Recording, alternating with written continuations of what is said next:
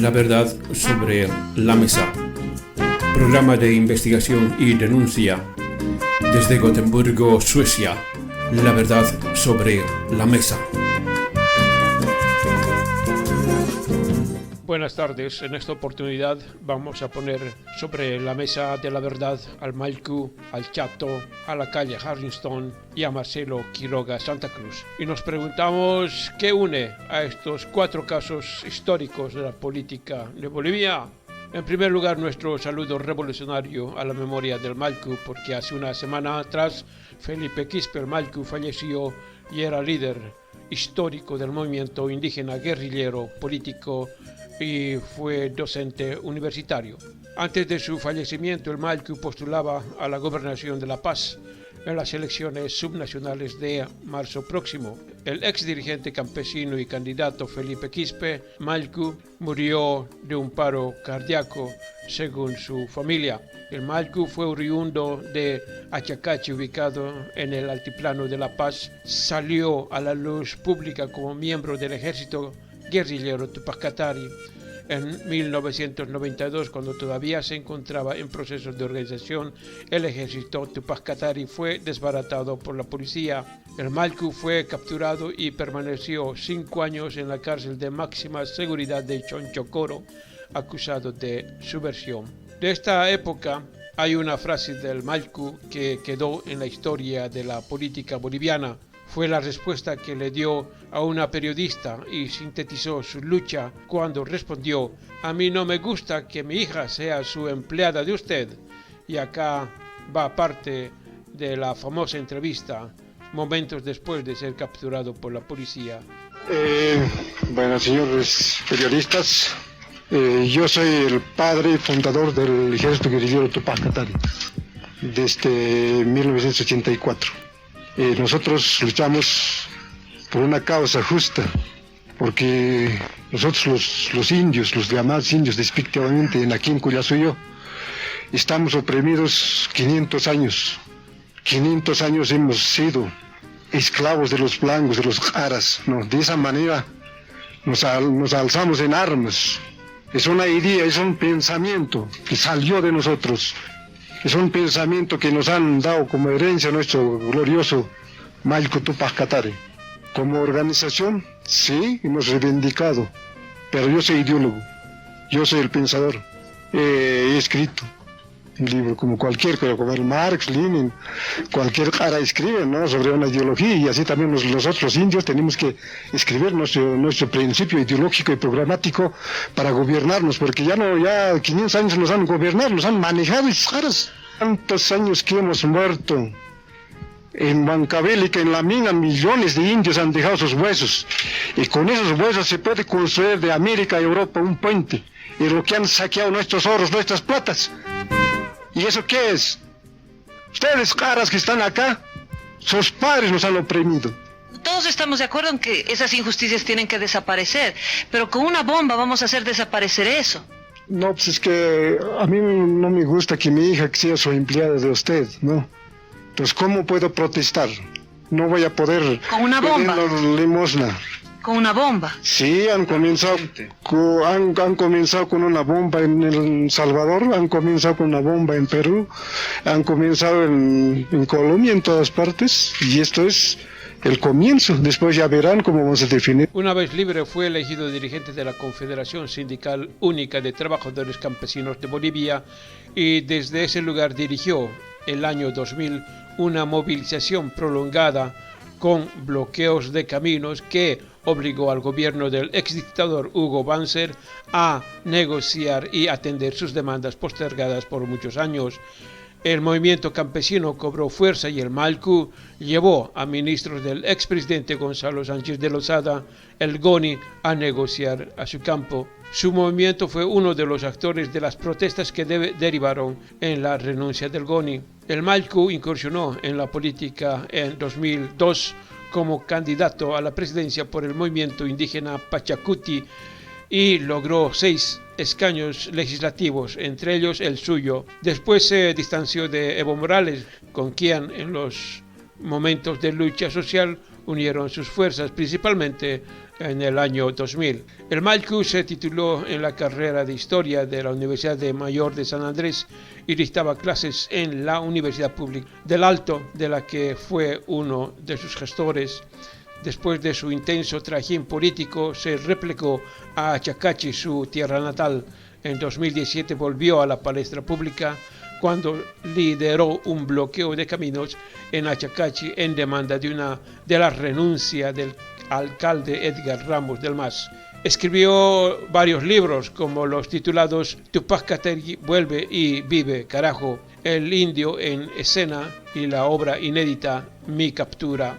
Hasta sus últimos días estuvo ligado a la actividad política. En esta ocasión, hace un mes atrás, decidió candidatear por la gobernación de La Paz con la agrupación social Jayaya. Su familia hizo público un comunicado que dice: se comunica a toda la población boliviana el sensible fallecimiento de nuestro hermano Felipe Quispe Huanca, el cual falleció por un paro cardíaco el 19 de enero. Descartó que haya fallecido por el COVID-19, como se hizo conocer a un principio.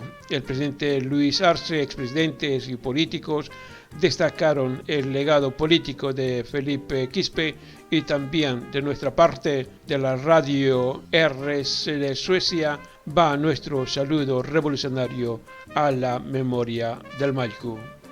Ahora pasamos a otro grande de la política boliviana que también falleció la anterior semana, y nos referimos a Osvaldo Chato Peredo, quien formó parte de la guerrilla del Che en Bolivia y fue comandante de la guerrilla de Teoponte también en Bolivia. El informe del fallecimiento hizo público Gabriel Peredo, uno de sus hijos, y dice: queremos comunicar que nuestro amado padre ha fallecido a las 2 de la tarde del martes 12 de enero del presente año. El fallecimiento ha sido causa de problemas respiratorios a consecuencia de un hipercrónico central que él tenía por muchos años, y pidió respeto a la privacidad de su familia.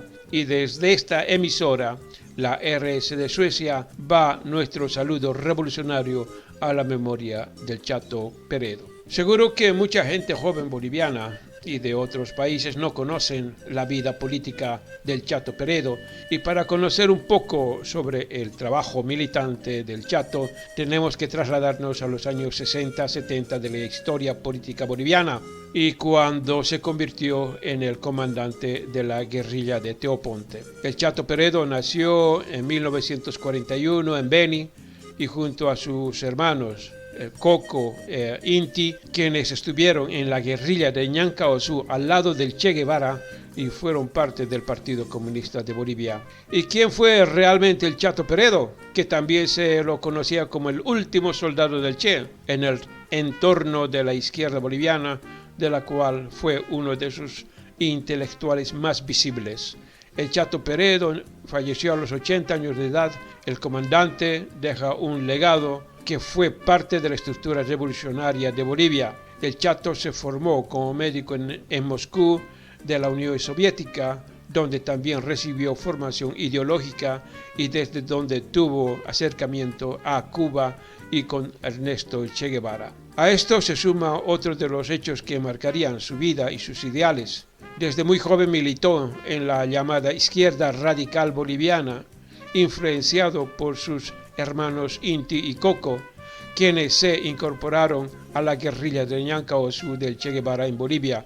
Fue militante e impulsor del Partido Comunista de Bolivia. Después de la muerte en combate de sus hermanos, organizó la segunda incursión guerrillera guevarista en 1970 en la zona de Teoponte de La Paz, levantando las banderas de la Liberación Nacional y Socialismo, discurso que era parte del Ejército de Liberación Nacional, el ELN boliviano. De esta experiencia escribió un libro de nombre Volvimos a las montañas. El Chato fue uno de los pocos que salieron con vida de Teoponte y estuvo preso hasta que salió exiliado a Chile, justo cuando asumía al poder Salvador Allende. Lo más importante que me ocurrió desde mis 13 años fue la guerrilla. Me cautivó el Che Guevara con su perseverancia, su honestidad, el desprendimiento y su pedagogía con el ejemplo, reseñó años atrás en una entrevista.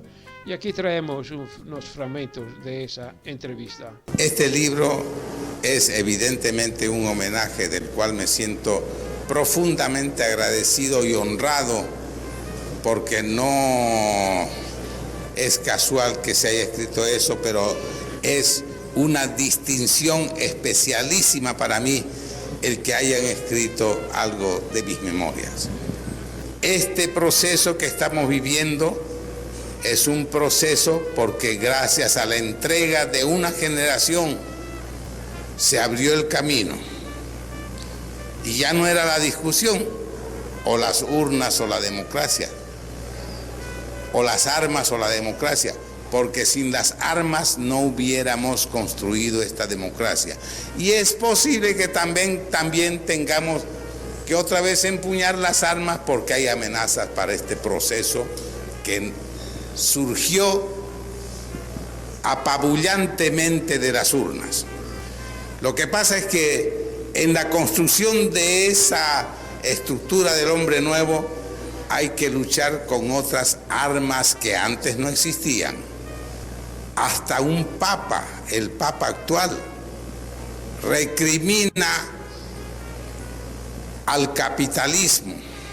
Ya voy a resultar más papista que el papa, porque hay un nuevo Dios que es el consumismo, y luchar contra una cultura del consumismo que sale todos los días en todos los periódicos, en todas las revistas, en toda la publicidad y propaganda, es mucho más duro, diría yo, que agarrar las armas.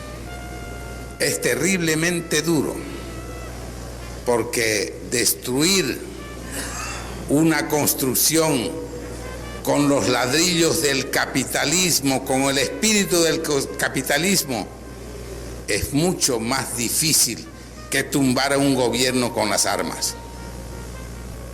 Y estamos viendo aquí esa juventud que agarra una bandera, la bandera del Ejército de Liberación Nacional que fundó el Che el 23 de marzo del 67.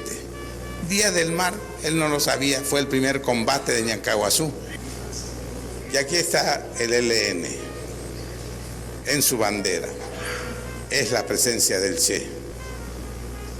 Creo que esta juventud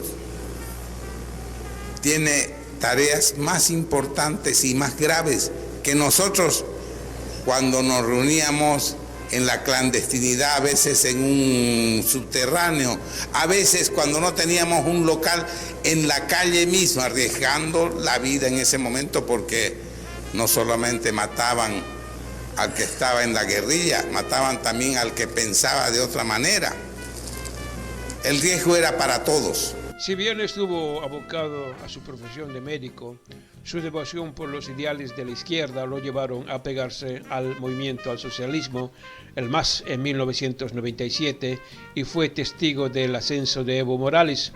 En el 2004 fue proclamado como candidato a la alcaldía cruceña por el MAS.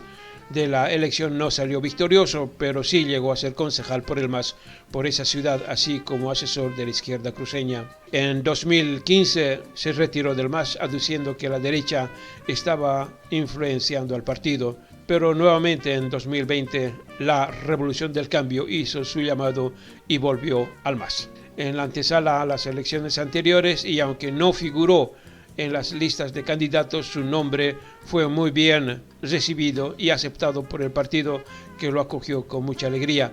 Sin embargo, no pudo continuar con su labor política, ya que una embolia afectó su salud en los últimos años y unas complicaciones respiratorias le cegaron la vida, y la tarde de ese 12 de enero para enlutar a la izquierda boliviana y a quienes compartían sus ideas. El presidente Luis Arce también rindió su homenaje a la memoria del Chato Peredo. Al pasar de los tiempos, los años, lo vemos a nuestro Chato encabezando y dando la cara por el movimiento al socialismo en Santa Cruz. Como punta de lanza, yo creo que el pueblo cruceño lo conoce muy bien y nosotros aquí en el occidente también lo hemos seguido, hemos aplaudido esa decisión de apoyar un proceso en el que todos los militantes de la izquierda, los militantes del socialismo, de la revolución, hemos apoyado siempre y desde un inicio. No nos extraña, pues, consecuente con su lucha, nuestro comandante Chato, como punta de lanza en Santa Cruz, y enseñando y generando nuevos cuadros para el proceso y para nuestro proceso de cambio para la revolución. Para nosotros ha sido una experiencia inolvidable haberlo conocido personalmente, compartido con él, dialogado con él, reído con él, discutido con él. Siempre vamos a guardar sus enseñanzas, sus sabias palabras de tantos años de mantener constante una lucha y demostrarnos una vez más que un proceso de revolución no se acaba con la vida de los compañeros que él había visto caer uno a uno, y ahora uno lo va entendiendo a nuestro hermano Chato cuando con nostalgia se refería a los compañeros que estuvieron con él en la guerrilla y que los vieron caer, y que hoy, por supuesto, debe estar junto a todos aquellos que iniciaron este proceso en nuestro país.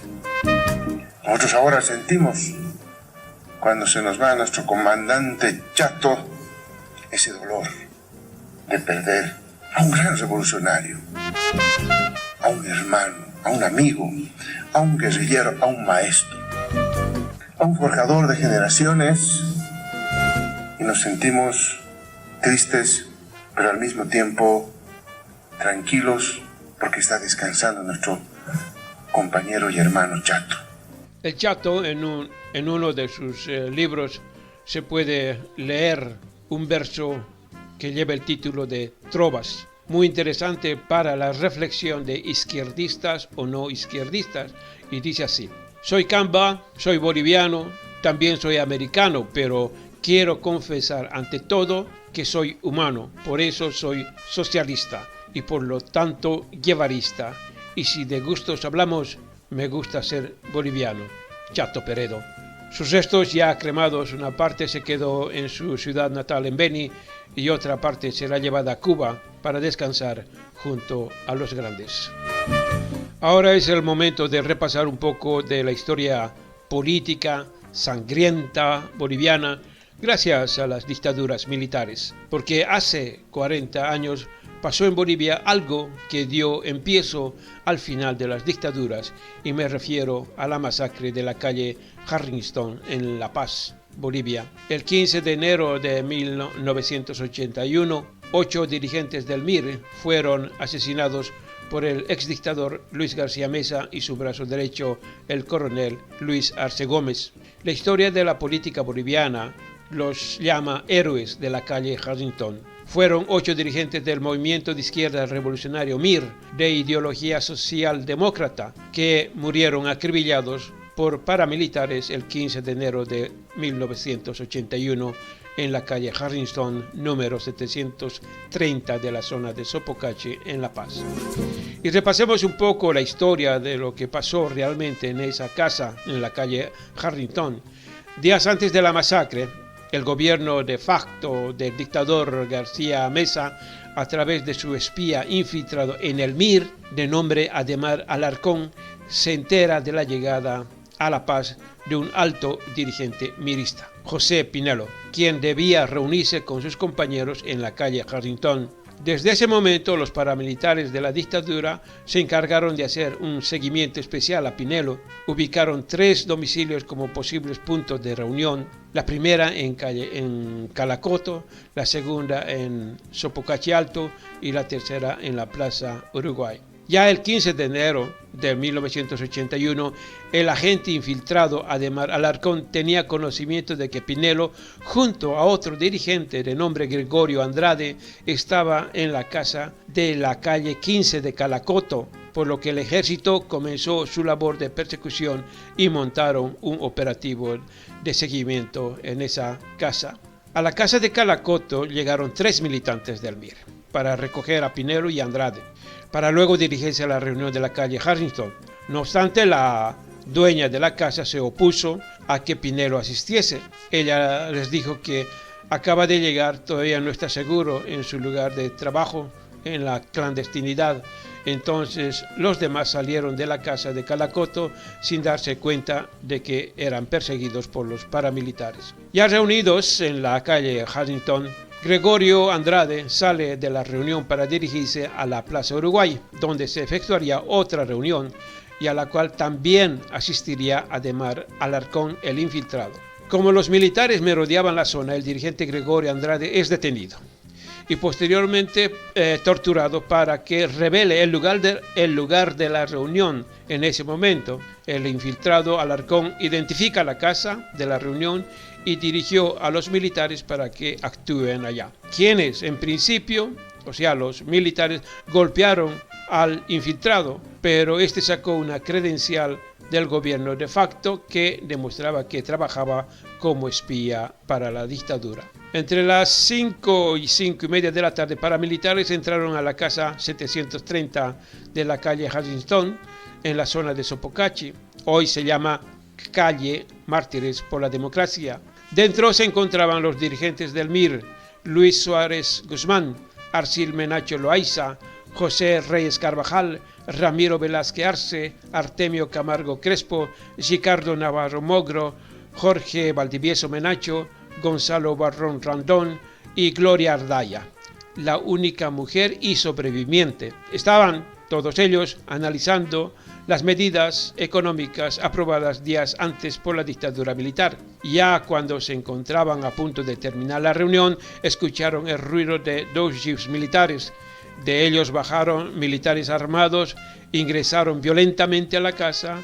Gloria Ardaya se escondió bajo una cama. Entre las personas que ingresaron se encontraba Adhemar Alarcón, el infiltrado, quien luego de identificar y confirmar que sí eran 8 dirigentes del MIR, los masacraron de inmediato con disparos de metralleta.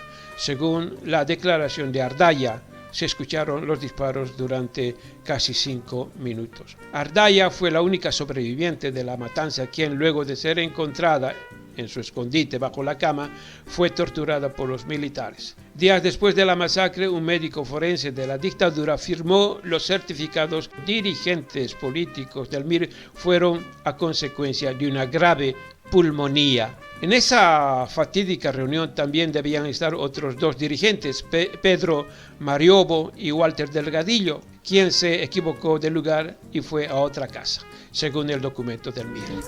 Al día siguiente, el 16 de enero, el Ministerio del Interior de la dictadura, en un comunicado, insistió en que se trató de un enfrentamiento armado con delincuentes subversivos. Muy raro, porque ninguno de los que estaban en la reunión portaban un arma. El 7 de enero, el MIR denunció el asesinato de sus dirigentes. Este acto delictivo de la dictadura fue denominada como la masacre de la calle Harrington. Fue el preámbulo del fin de los regímenes dictatoriales militares de Bolivia.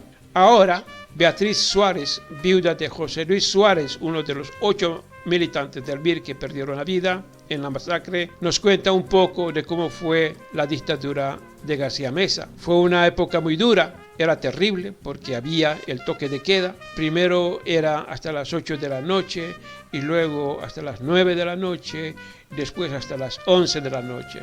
Hubo muchos casos de gente que le faltaban unos metros para llegar a su casa y resulta que las tomaban presas porque se había pasado la hora del toque de queda. Un régimen totalmente de terror, y continúa ella. No sé cuántos de deuda tenemos con estos 8 maravillosos hombres que murieron para nada. Para que todos se olviden para que los utilicen una vez al año. ¿Quién dice que el amor es infinito a la patria, a la democracia, a la libertad, a la justicia? Lamentablemente no se aprendió nada. En 1993, después de un juicio de responsabilidades que se extendió por casi una década, el dictador Luis García Meza fue sentenciado a 30 años de prisión sin derecho a indulto y murió en ella. Junto con él, su ministro del Interior, el coronel Luis Arce Gómez, condenado a prisión y también murió en ella, y 13 paramilitares más. Ahora, como cumplieron la condena, dónde cumplieron la condena y por qué, ya es otro tema que podría dar lugar a otro programa nuestro, pero seguro que tal vez lo tomamos en otra oportunidad. Pero ahora pasamos a Fernando Rodríguez, de la Comisión de la Verdad que se creó durante el gobierno de Evo Morales. Afirma que de manera paralela a la masacre de la calle Huntington, hubo investigaciones sobre otros hechos ocurridos durante la dictadura de García Meza. Sin embargo, la Comisión de la Verdad ha ratificado algunas hipótesis que se plantearon. Una de ellas fue que si bien hubo enfrentamiento, aunque no estaban armados los dirigentes del MIR, aunque algunos salieron con vida y fueron conducidos a una camioneta y luego asesinados. La comisión concluyó sus labores en 2019 cuando presentó un informe pormenorizado al gobierno de Evo Morales. La historia de Bolivia está plagada de asonadas y sangrientos golpes militares y personajes funestos que ejercieron el poder en su propio beneficio, como el gobierno de Goni, del corrupto de Carlos Mesa, el de la doña Janine y sus 40 ladrones. Pero las páginas más negras y sangrientas de nuestra historia la escribió el gorila de García Meza, que construyó un narcoestado, recibió asesoramiento en represión y tortura del dictador Videla de la Argentina de entonces, entregó la riqueza boliviana vendiendo la soberanía de Bolivia al gobierno de Estados Unidos, firmó contratos privados para su propia riqueza, mató y asesinó a sangre fría a quienes no pensaban como ellos. Tal como dijo el idiota de su ministro del Interior, el fatídico Arce Gómez, todos los rojos teníamos que caminar con nuestro testamento bajo el brazo. Algo similar dijo el cerdo de Arturo Murillo, ex ministro de gobierno de la doña Janine y sus 40 ladrones, y espero que también ellos paguen por el desfalco al erario nacional y por las masacres de Sacaba y Sencata. Y ahora pasamos a hablar un poco sobre una noticia de la anterior semana que nos llenó, siquiera con un poquito de esperanza para saber de una vez por todas el paradero del cadáver de Marcelo Quiroga Santa Cruz, líder del Partido Socialista 1 de Bolivia, que hasta el día de hoy no se conoce, y la noticia dice que la Comisión Interamericana de Derechos Humanos admitió la demanda internacional tras descartar que haya duplicidad con otra demanda que se presentó en 1980. Eso quiere decir que la Comisión Interamericana de Derechos Humanos, que es un órgano principal y autónomo de la Organización de los Estados Americanos, se encarga de la promoción y protección de los derechos humanos en el continente americano. Y esta organización investigará por cuenta propia la detención, tortura y desaparición forzada de Marcelo Quiroga Santa Cruz en julio de 1980, durante el asalto por parte de paramilitares a las oficinas de la Central Obrera Boliviana, la COB, en el golpe de estado del exdictador García Meza. El petitorio fue interpuesto en marzo de 2010 por María Soledad y Pablo Rodrigo Quiroga, hijos de Marcelo Quiroga, y la Fundación Observatorio de Derechos Humanos y Justicia. En el documento también se denuncia la falta de respuesta judicial efectiva ante estos hechos y los daños ocasionados como consecuencia de la ausencia de acciones estatales que se orientaran al establecimiento de la justicia y la verdad. Según los argumentos, el Estado, o sea, el gobierno de Bolivia, incumplió sus obligaciones. no realizó un esfuerzo significativo para localizar y o reconstruir la información bajo control de las Fuerzas Armadas necesaria para esclarecer los hechos, identificar a todos los agentes que tuvieron alguna responsabilidad y encontrar los restos de los desaparecidos. Hasta el momento no se dieron con los restos de Marcelo Quiroga. El año 2015, el exdictador Luis García Meza, que murió en la cárcel en 1981, había afirmado que el cuerpo de Quiroga Santa Cruz fue metido en un turril con gasolina y lo incineraron. Eso fue realizado por militares de bajo rango y lo enterraron en una hacienda del exdictador Hugo Banze Suárez en la localidad de San Javier, en el departamento de Santa Cruz. El exdictador García Meza, ya fallecido, agregó que Marcelo ya había muerto cuando hubo el intento de incinerarlo, lo cual se evidencia en las fotografías publicadas en el desaparecido periódico El Meridiano de La Paz. Según una investigación periodística, se afirma que a Marcelo Quiroga se le encontró herido de bala en las gradas de la sede de la Central Obrera Boliviana en el Prado de La Paz, y a un malherido Quiroga es secuestrado y conducido por paramilitares que conducían una de las ambulancias de la Caja Nacional de Seguridad Social que se utilizó para el asalto, y lo llevaron hasta el Estado Mayor de Miraflores. En ese interín fue torturado y cerca de las 5 de la tarde fue asesinado en el patio de honor del G2, el temido Departamento Segundo de Estado Mayor General, la unidad de inteligencia del ejército bajo el mando del coronel Arce Gómez, mano derecha de García Meza, y así se empezó una de las dictaduras más cruentas de Bolivia, la del exdictador García Meza en 1980. Según la Comisión Interamericana de Derechos Humanos, en caso de un informe de admisibilidad, la petición se convierte en un caso, se le asigna un número de caso e ingresa a la etapa de fondo y empieza con el trabajo de investigación. Respecto a la admisión de la denuncia, la familia de Quiroga Santa Cruz dijo que se inicia el camino para obtener justicia y reparación por la violación de los derechos y empieza la etapa de fondo, al término de la cual el caso deberá ser sometido a la Corte Interamericana de Derechos Humanos. Aquí tengo un audio de María Soledad, hija de Marcelo Quiroga, explicando un poco sobre el tratamiento de la justicia boliviana en torno al asesinato de su padre. Bueno, nosotros como familia desde hace muchos años que esperábamos que esto se produzca, no por un afán de venganza, porque está muy lejos de nuestro sentir que estas personas que han cometido estos delitos tan graves sufran algún tipo de castigo, sino por la necesidad de establecer justicia. El año 2007, cuando concluyó el segundo juicio contra los implicados en los sucesos del año 1980 y los responsables de la tortura, asesinato y desaparición de mi padre Marcelo Quiroga Santa Cruz, se dictó sentencia condenatoria contra Felipe Froilán Molina por 30 años sin derecho a indulto. Él apeló ante la Corte Suprema de Justicia y el año 2010 fue ratificada esta sentencia, de manera que desde el año 2010 ya es una sentencia ejecutoriada. Por eso es que nosotros pensamos que hace muchos años que este señor debería cumplir con la condena que se le dio. Es lo justo, es lo menos que se puede hacer para evitar que permanezca la impunidad en el país.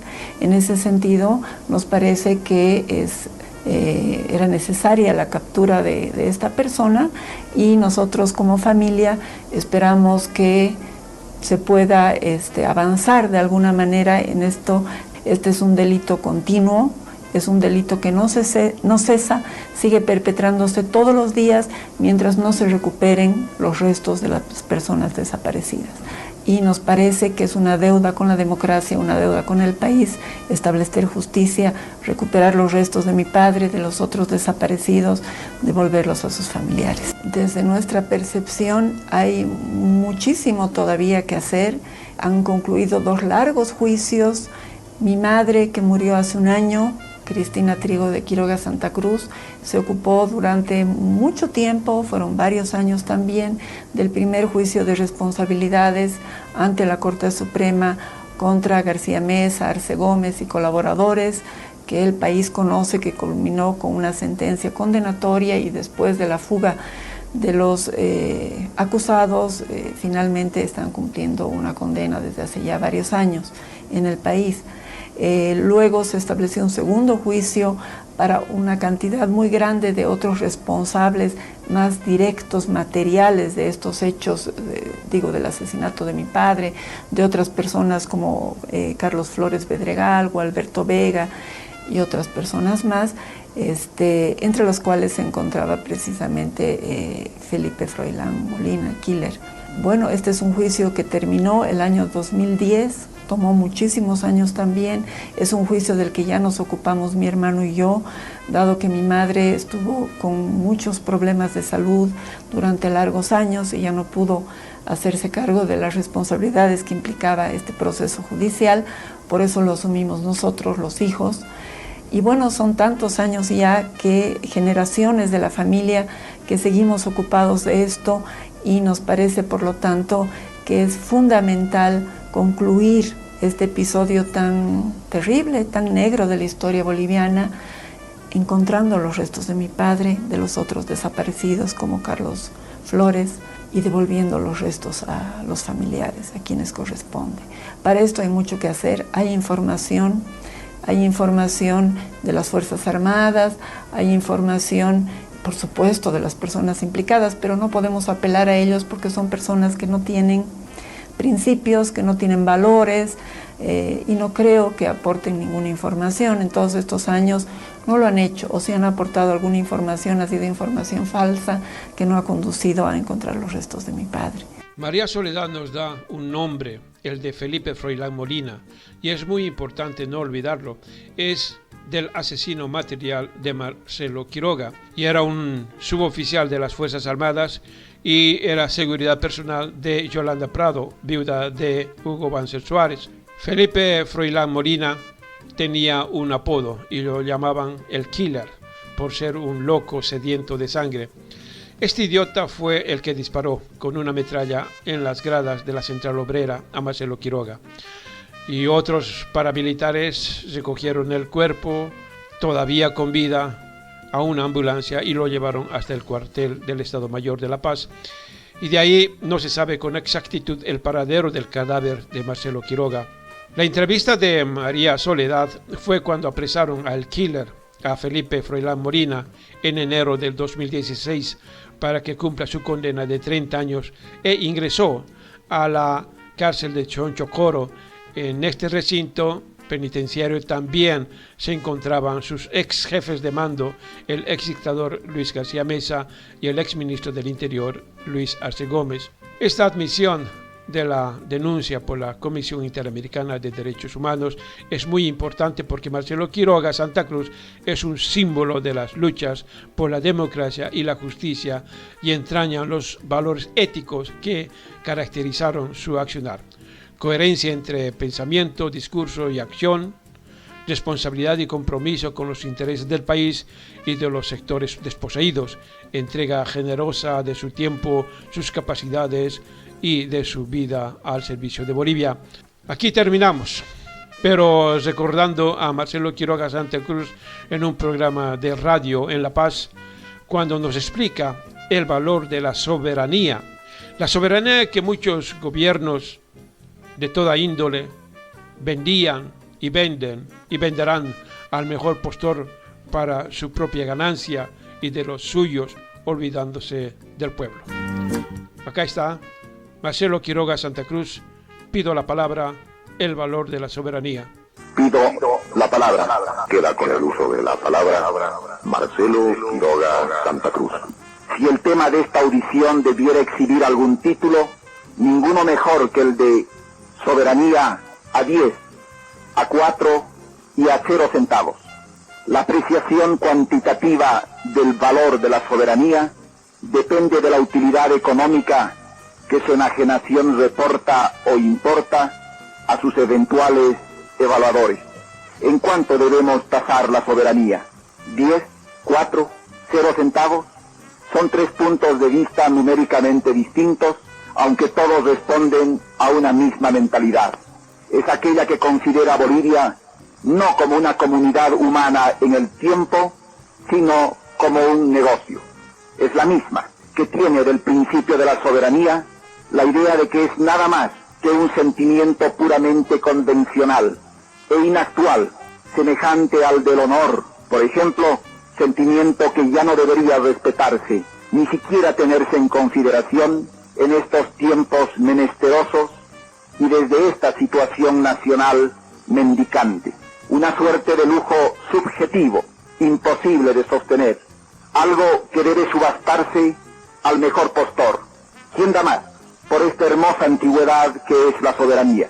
¿Quién ofrece más por esta cosa, inútil hoy, sin aplicación, en un ámbito que ha dejado de ser una categoría histórica para convertirse en un simple espacio geográfico habitado por gentes para las que éste no tiene connotación histórica ni sociológica, y gobernado, administrado, orientado por personas insensibles al valor de esta rareza en subasta que es la soberanía?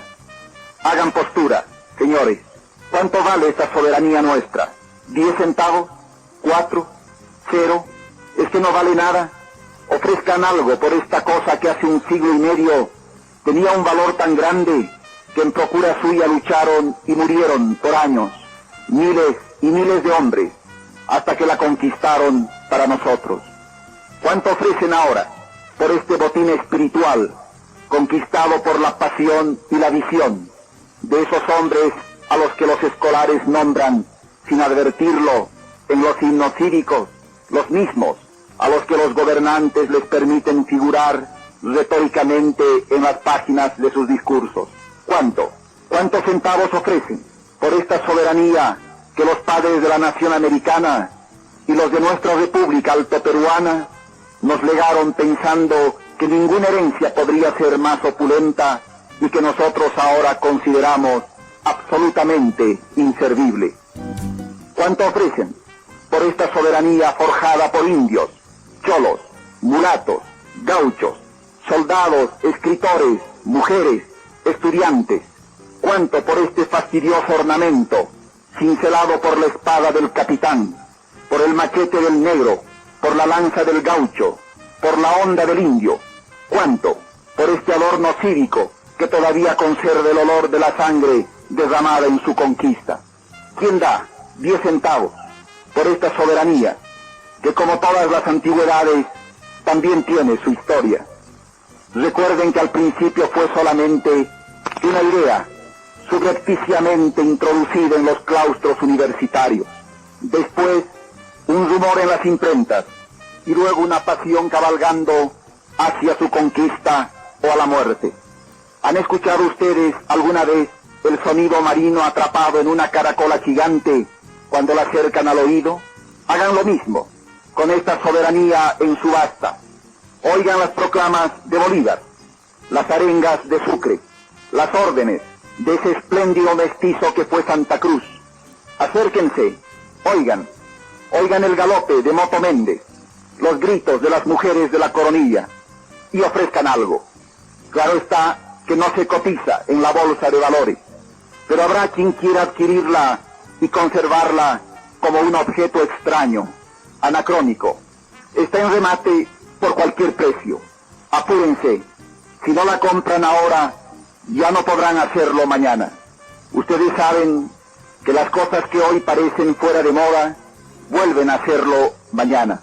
Ya se advierte algún interés por la soberanía en las nuevas generaciones. Apúrense, señores, ofrezcan cualquier precio, porque ya se escucha, lo mismo que hace un siglo y medio, el rumor que la menciona en las universidades, en los sindicatos, en los cuarteles, en las imprentas.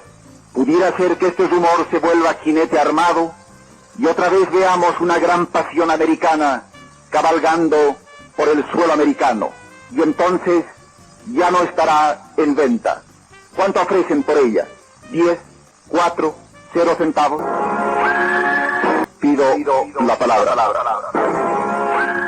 Hasta la próxima semana. Gerardo A. Secas.